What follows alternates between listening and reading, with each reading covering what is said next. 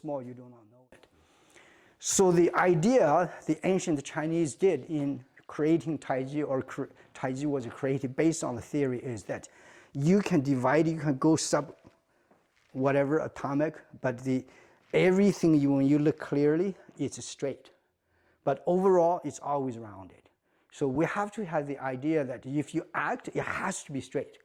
But if the person is not in front of you, is watching from afar with the binoculars, and this guy is turning, everything is in circles, but you are not doing circles.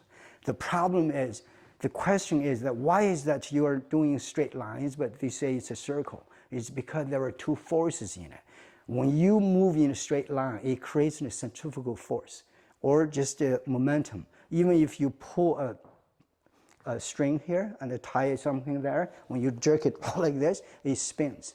It starts to curve. The curvature is the force. The straight line is the movement. Our movement is always straight. The force is always curved. And the force, if it's big enough, it's not inside that movement.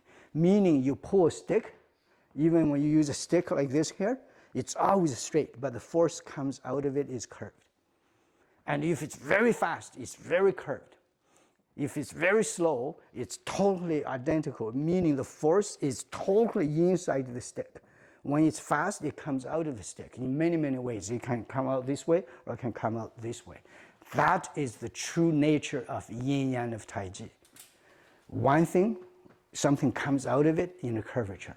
So if nothing comes out, there is no curvature. The curvature is not you.